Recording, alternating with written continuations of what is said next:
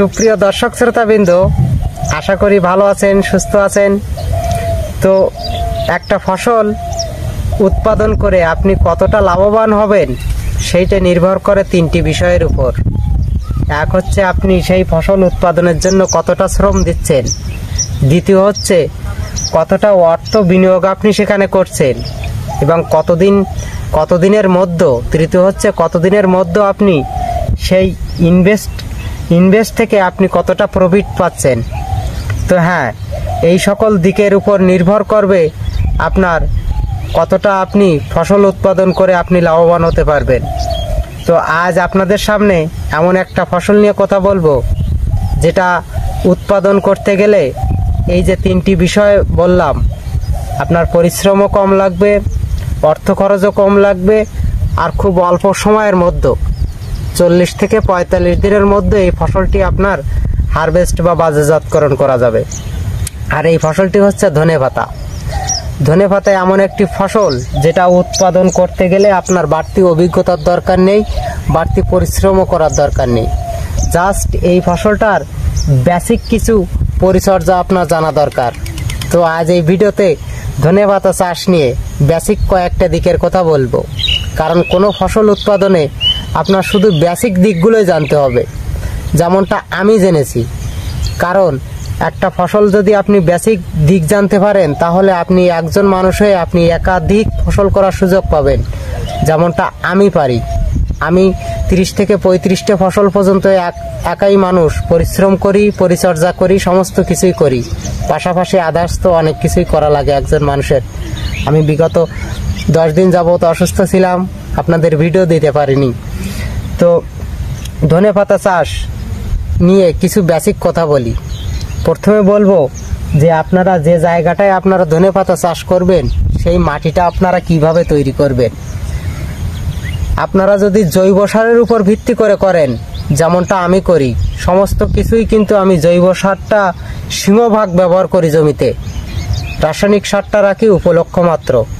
রাসায়নিক সার ব্যবহার না করলে কিন্তু আপনার মাটির সকল খাদ্য উপাদান কিন্তু আমাদের এখন নাই, তাই রাসায়নিক সারও ব্যবহার করা লাগবে। তো জৈব সারটা ব্যবহার করার অনেক সুবিধা আছে, যেমনটা এই ধনেপাতায় আমি জৈব সারের উপর ভিত্তি করেই করি। আর এখানে একবার না, একাধিকবার বিভিন্ন রকম ফসল উৎপাদন করি, কিন্তু আমার মাটির কার্যকারিতা বা মাটির উৎপাদন শক্তি কিন্তু আমার কমে যায় না। রাসায়নিক সার যদি আপনি অত্যাধিক ব্যবহার করেন তাহলে কিন্তু ক্রমান্বয়ে আপনার খরচ বাড়বে, পরিশ্রম বাড়বে, উৎপাদন শক্তিও মাটির অনেকটা কমে যাবে। তাই রাসায়নিক সারটা আপনাকে পরিমিত মাত্রায় ব্যবহার করবেন এবং জৈব সারটা পর্যাপ্ত পরিমাণে আপনার ব্যবহার করা লাগবে। তো ধনেপাতা চাষে আপনারা জৈব সারটা বেশি ব্যবহার করবেন। মাটি তৈরি করার সময় আপনারা জৈব সারটা বেশি ব্যবহার করবেন। রাসায়নিক সারের মধ্যে ধনেপাতায় বিশেষ করে নাইট্রোজেন সার, ইউরিয়া সার আপনার 2টো কিস্তি দিলেই যথেষ্ট। যদি 1 শতক জায়গার আপনাদের হিসাব দিই, 1 শতক জায়গায় আপনার জৈব সার লাগবে 40 থেকে 50 কেজি, আর 2টো কিস্তি আপনারা সার দিবেন ইউরিয়া সার, শতক প্রতি 2 কেজি করে ইউরিয়া সার দিলেই যথেষ্ট। আর এই ধনেপাতা চাষে আপনার সারা বছর কিন্তু এই ধনেপাতার বাজার মূল্যটা কিন্তু বেশ থাকে, আর এর চাহিদাটাও ব্যাপক। তাই অল্প সময়ের মধ্যে যে সকল কৃষকগণ ভাবছেন যে কোনো ফসল চাষাবাদ করবেন বা সবজি চাষ করবেন, তো আমি তাদের উদ্দেশ্যে বলতে চাই যে এই ধনেপাতা চাষ দিয়ে আপনার কৃষি কার্যক্রমটা শুরু করতে পারেন। যাদের অভিজ্ঞতা আছে তারা তো অভিজ্ঞতা আছে, কিন্তু যে সকল তরুণ উদ্যোক্তা ভাবছেন যে চাষাবাদ করবেন বা কৃষিকাজ করবেন, বাণিজ্যিকভাবে হোক বা পারিবারিক চাহিদার জন্য হোক, তো আমি বলবো যে প্রথম অবস্থায় এমন কোনো সবজি বা ফসল দিয়ে চাষাবাদ করুন যে ফসল উৎপাদনে অভিজ্ঞতা তেমন না হলেও চলবে। কারণ ধনেপাতা চাষ খুব অল্প সময়ের মধ্যে এই ফসলটা হারভেস্ট করা যায়, তাই অল্প সময়ের মধ্যে আপনি লাভবান হওয়ার সম্ভাবনা কিন্তু আপনার বেশি থাকবে। তো সকলে ভালো থাকুন, সুস্থ থাকুন।